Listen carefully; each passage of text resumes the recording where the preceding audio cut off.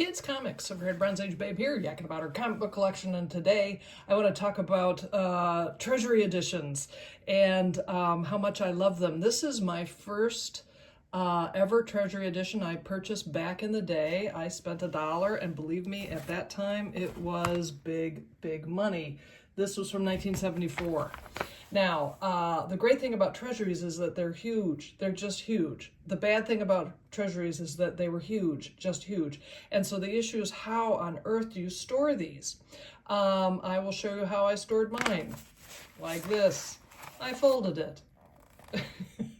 And I put it in a box. And I've kept it with me, lo, these many years. Now, I got back into collecting years ago, and of course I needed more treasuries, because I could afford them. And so this is an example of the best of DC Treasury Edition. By the way, I would highly recommend this book. There's some great stories in it. Now, the challenge is, how do I store it? Now, the good news is they came out with bags and boards to fit Treasury Editions. Yay! The sad news about it is that the boards cover up the back. And the thing about Treasury Editions is that they paid almost as much attention to the art on the back as they did on the front, which is a waste because, oh no, I can't see it. But I was just made aware by Magic Lasso and the Signature King, because if I don't know anything, those two will help me out. I was informed that there are now clear backing boards for Treasury Editions. I mean, finally, how great is that? So it is kind of delightful to be able to store these things with bags and protective bags and boards, and then without having to rip open the thing, I can just turn it around and enjoy the terrific art that is always found on the back pages of this.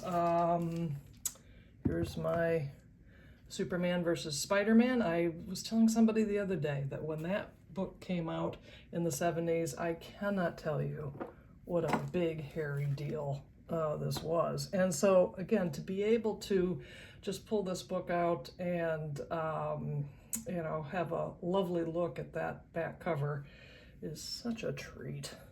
And I think the artist that really benefits the most from the kind of clear backing boards is Neil Adams.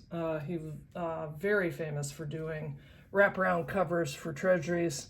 This is the Ra's al Ghul collection. And so now you can actually see the rest of it that way, which is just terrific. And then really his masterpiece is the Superman versus Muhammad Ali. It's an original copy. You know, they have done facsimiles of these books this past year, which I think is great, so people can enjoy them. But again, to have a copy of an original book that you can see the whole thing is just a treat for this old collector. So there it is. I can see clearly now. Thank you so much for stopping by. I'll see you next time.